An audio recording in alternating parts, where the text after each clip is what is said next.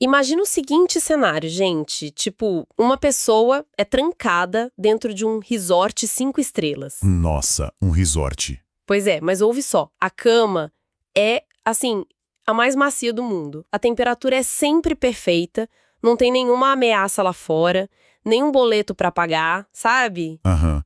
O sonho de muita gente. Exato. E a comida é ilimitada, servida na porta e da melhor qualidade possível. Parece o paraíso na Terra. Mas eu sinto que tem um porém aí, né? Tem um detalhe enorme. Essa pessoa nunca mais pode sair desse resort. E não há absolutamente nada para fazer lá dentro. Ah, entendi. Nenhuma atividade, nenhum desafio, nenhum propósito. Zero. A pergunta é, quanto tempo levaria para o tédio se transformar em uma frustração enlouquecedora? Não demoraria muito, com certeza. Pois é. E para milhões de felinos hoje, isso não é um experimento mental bizarro. É a realidade diária deles. Nossa análise aprofundada de hoje foca em um fenômeno silencioso e até bem contraintuitivo. Muito contraintuitivo. A epidemia de ansiedade e transtornos psiquiátricos em gatos domésticos que vivem, tipo, no auge do luxo moderno. É um assunto fascinante e urgente. Muito. O grande paradoxo que a gente vai investigar hoje é como uma gaiola de ouro, cercada de mimos e segurança total, pode ser o gatilho para um colapso emocional severo na mente de um predador. Essa analogia do resort que você trouxe, ela ilustra perfeitamente a raiz do problema, sabe?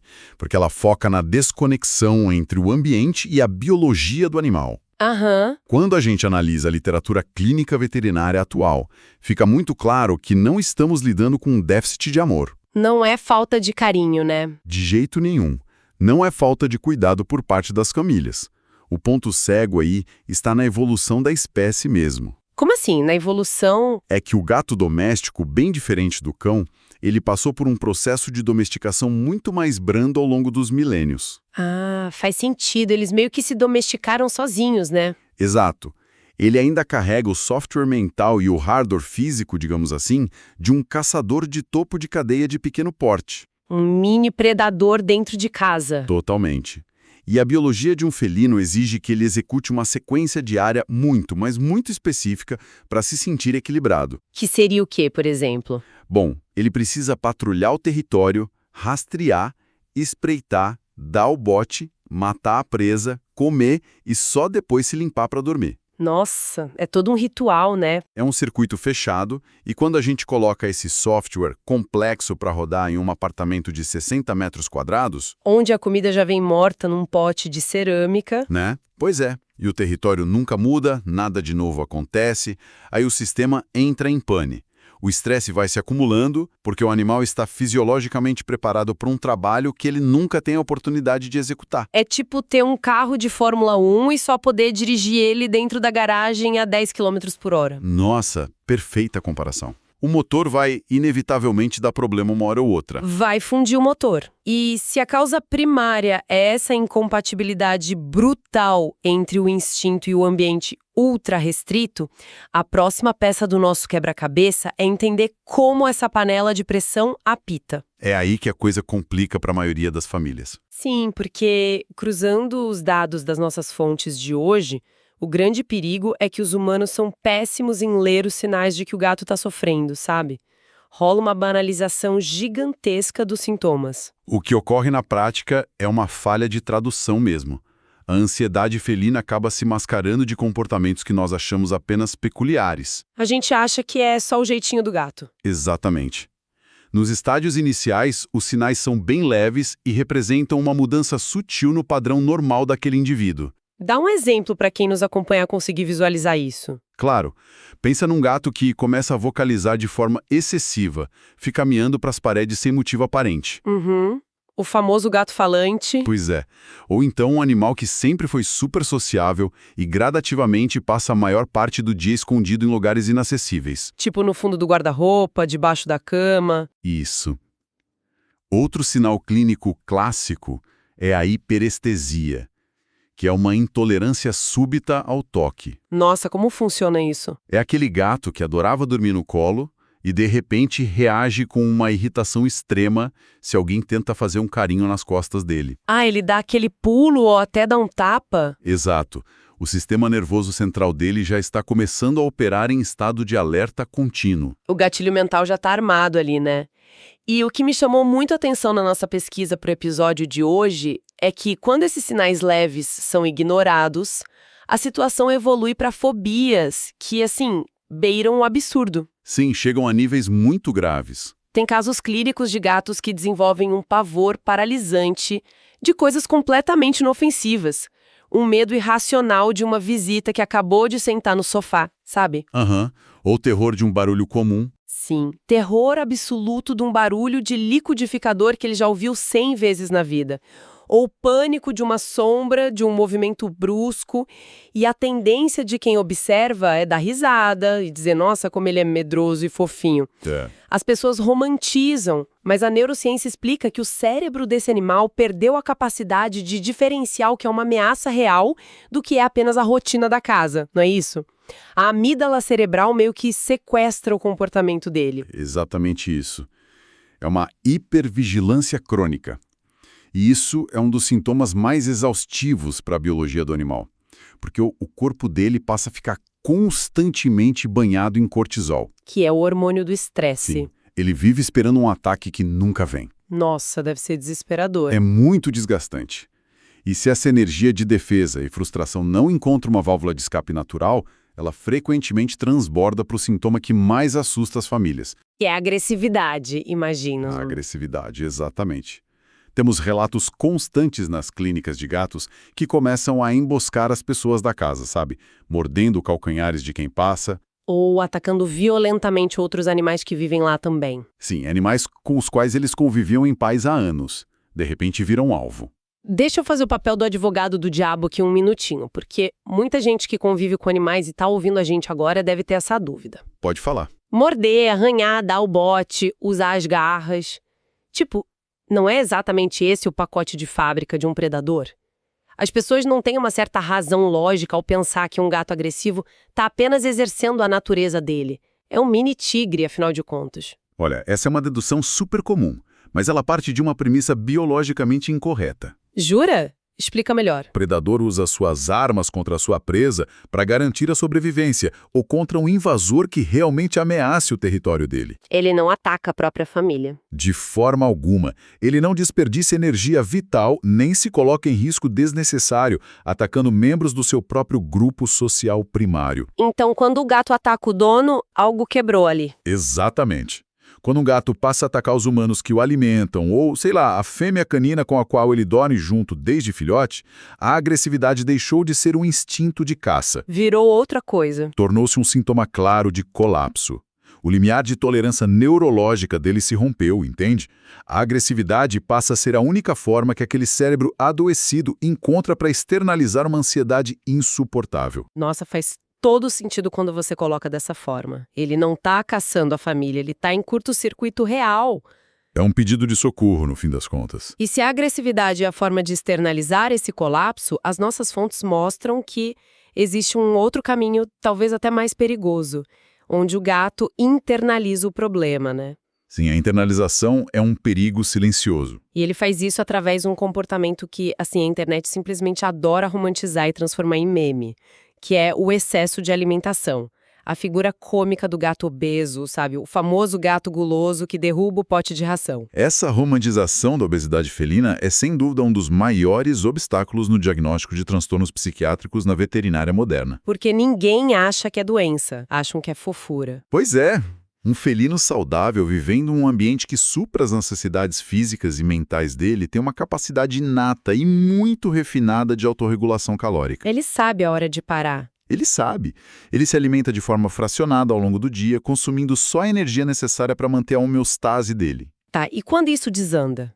Quando a gente observa um gato que perde completamente essa capacidade, que vocaliza desesperadamente por comida o tempo todo, come de forma compulsiva até vomitar... E entra num ganho de peso contínuo, né? Isso. A gente não está olhando para a gula, nós estamos olhando para a automedicação. Automedicação? Caramba! Como o ambiente daquela gaiola de ouro não oferece o circuito da caça, não oferece estímulo novo, nenhum desafio, a comida acaba se tornando a única fonte disponível de dopamina, né? De prazer rápido. Exatamente, a única coisa boa que acontece no dia dele. Vora uma barra de chocolate inteira na frente do computador. A fuga pela comida é universal para os mamíferos sob estresse crônico. Sim, e o que eu acho fascinante é que, para uma pessoa notar que um pote de ração vazio tão rápido não é fome, mas sim um sinal de alerta psiquiátrico, exige-se uma capacidade de leitura de contexto muito aguçada. Exige muita observação e pensamento crítico. É preciso ter um perfil curioso, investigativo mesmo, que preste atenção aos detalhes do comportamento.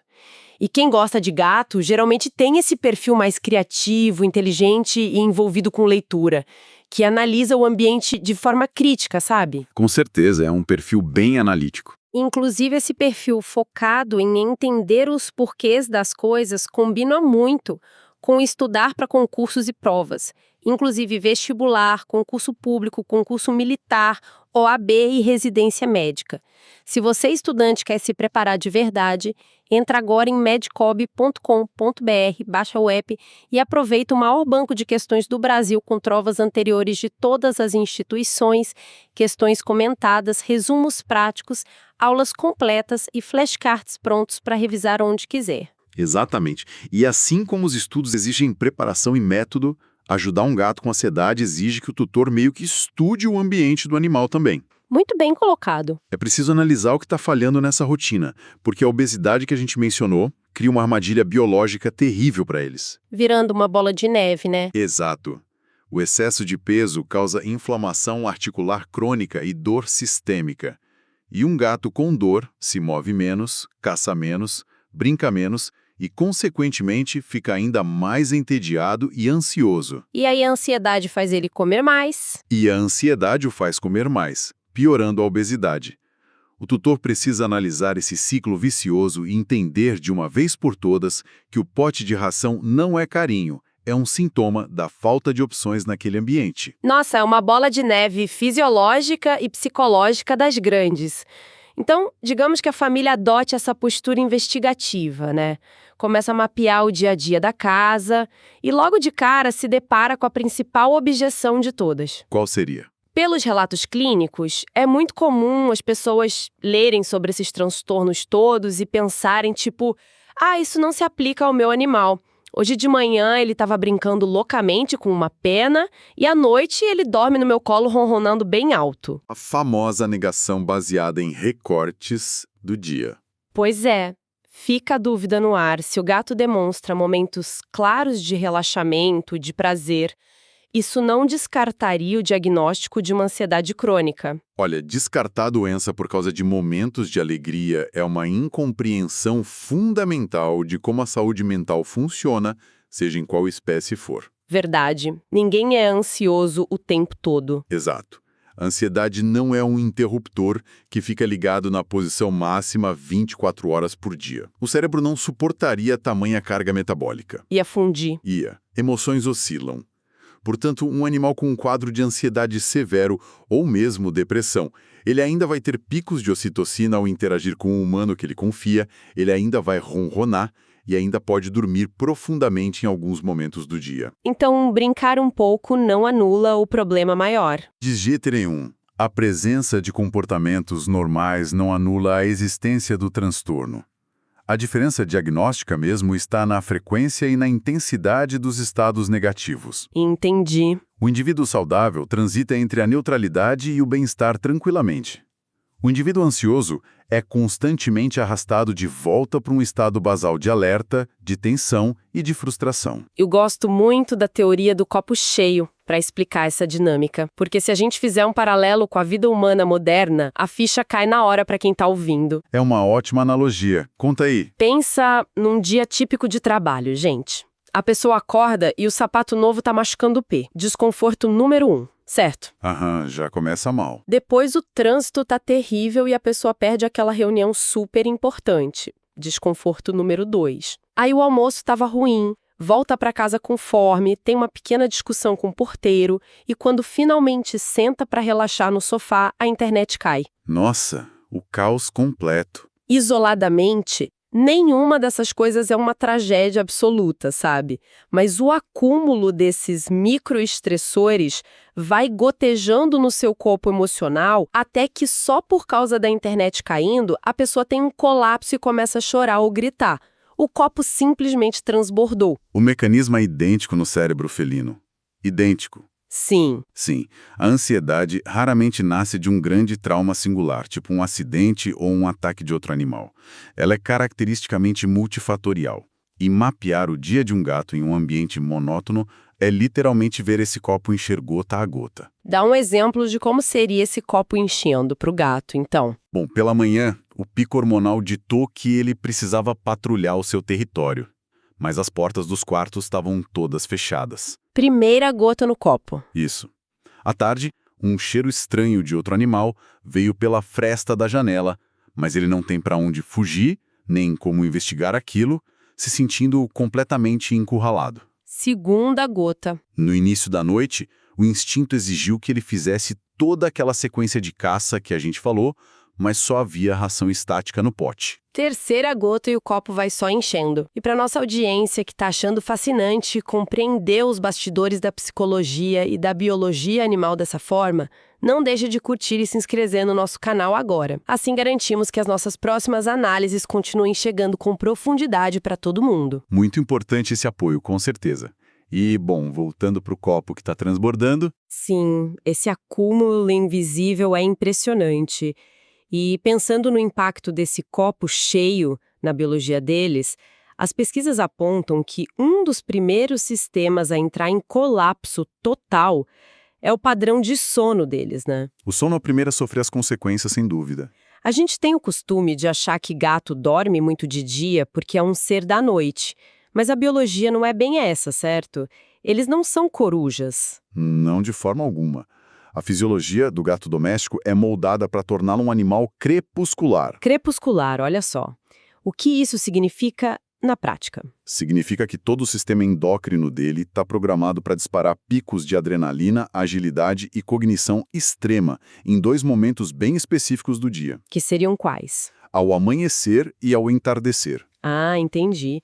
E por que logo nesses horários? Porque é exatamente quando os pequenos roedores e aves, que são as presas naturais deles, estão mais ativos e vulneráveis na natureza. Faz todo sentido evolutivo. Sim. No restante do dia e no meio da madrugada, o corpo dele pede repouso e economia de energia.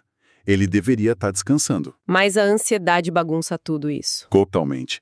Quando a ansiedade desregula a química do cérebro, esse relógio biológico quebra. O que a gente vê clinicamente são animais letárgicos e apáticos durante o dia inteiro. Quase num estado depressivo mesmo, né? Quase isso. Que de repente explodem em hiperatividade no meio da madrugada. Vocalizando, arranhando portas, atacando os tornozelos de quem está dormindo. O ciclo circadiano destruído é a prova física do caos interno. É o sintoma mais claro de que a biologia não está conseguindo se adaptar ao ambiente. E aqui a gente chega no núcleo prático do nosso mergulho de hoje. Porque assim, entender a gravidade e os mecanismos é o primeiro passo. Mas como a medicina veterinária contemporânea atua de fato para esvaziar esse copo de estresse? Aí entra a parte de tratamento e intervenção. Isso. Se o problema não é a falta de amor, e sim a falta de propósito e expressão biológica no ambiente, de que forma o tratamento reconstrói a mente desse animal? O pilar central do tratamento é a modificação ambiental junto com a terapia comportamental. O papel do veterinário especializado não é consertar o gato, é consertar a gaiola. Nossa, genial essa frase, consertar a gaiola. É pura verdade. Isso significa reintroduzir a autonomia e os ciclos da caça dentro do apartamento. Em vez de simplesmente disponibilizar comida farta em um pote normal, a gente utiliza comedores interativos. Quebra-cabeças para comida, tipo isso? Isso. Dispositivos que exigem que o animal use as patas, o faro e o intelecto para extrair o alimento, simulando o trabalho duro da predação. E o que mais pode ser feito no ambiente? Criamos território vertical. Instalamos prateleiras e rotas seguras pelo alto, nas paredes, porque a altura devolve o senso de controle e segurança ao felino. E a parte de gastar energia? A gente institui rotinas de brincadeiras estruturadas com varinhas que replicam o movimento exato de uma presa. Isso permite que ele complete o ciclo todo. Que é espreitar, perseguir e capturar, né? Sim, e logo em seguida recebeu uma recompensa alimentar. É a reconstrução do ser gato. Mas a literatura aponta que, em quadros mais avançados de ansiedade, apenas mudar o ambiente não é suficiente, porque o cérebro já está viciado naquele estado de pânico, né? E é aí que entra a intervenção medicamentosa. Exatamente. Entra a psiquiatria veterinária. Eu confesso que me surpreende demais com os dados que a gente cruzou sobre isso. Quando pensamos em remédio psiquiátrico para animais, a primeira reação da maioria das pessoas é: nossa, vão transformar o gato num zumbi, dopado o dia inteiro para não dar trabalho. É um preconceito muito forte e muito comum. Mas a ciência por trás disso revela algo muito mais sofisticado e que mostra o quanto somos parecidos com eles no nível microscópico, sabe? A aversão à medicação vem pura e simplesmente da falta de compreensão sobre como ela age no organismo.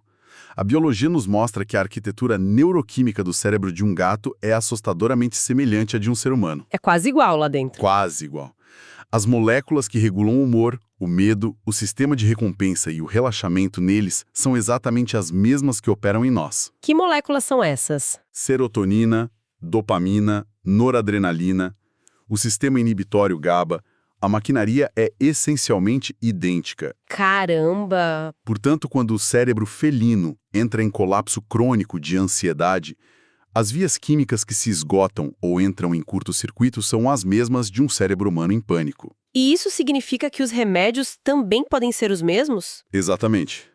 Isso permite que a psiquiatria veterinária utilize as mesmas classes de medicamentos, como inibidores seletivos de recaptação de serotonina, por exemplo, para tratar esses animais. Então a medicação não é uma camisa de força química, tipo para calar o bicho, ela é um extintor de incêndio. Perfeito. A analogia do incêndio é clinicamente exata. Porque se a amígdala do animal está disparando alarmes falsos de perigo 24 horas por dia, é impossível ele aprender a brincar com o comedouro interativo novo, né?